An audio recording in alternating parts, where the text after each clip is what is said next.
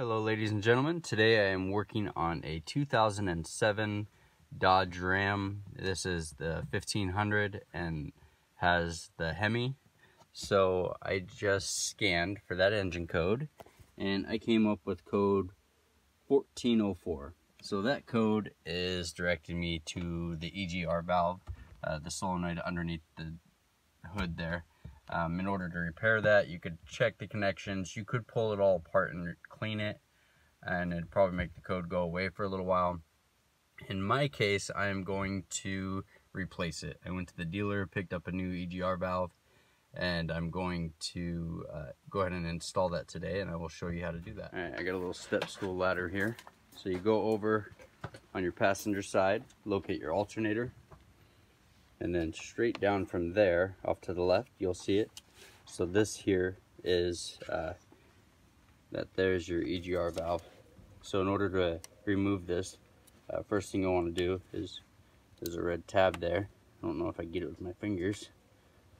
Yep, so pull that out, and then you can push down where my thumb is here and then pull this harness off. Alright, so the first thing you'll want to do is you see those two bolts there connecting to the exhaust. You'll want to come down here and remove both of these. They are both 8mm, and then the lower two are actually a 10mm. For your next part, you will want to come over here and remove that bolt there, and then come over to this side and remove that bolt there. Those are both 10mm. And then there will be a metal washer on the back side of that if you want to catch that in case you didn't get a new one. Alright, so here's the part. Here is the new EGR valve here.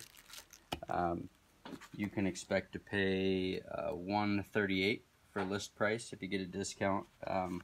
Usually they take like almost 10% off or something. I ended up paying $120. And what you can expect to get with the solenoid is you get two new bolts on the bottom here, and then you get a new gasket. And I would recommend putting anti-seize on the bolts to keep them from snapping off if you ever have to do this in the future. Alright, so I contacted the dealer and they could not provide a torque spec for these bolts. I see a lot of people are torquing them down to about 20 foot-pounds on some of the forums. So I'm going to go ahead and just do them hand tight. Alright, so I'm going to start these by hand here. Line the bolts up. Definitely make sure that you get them started by hand so that you do not risk stripping them out.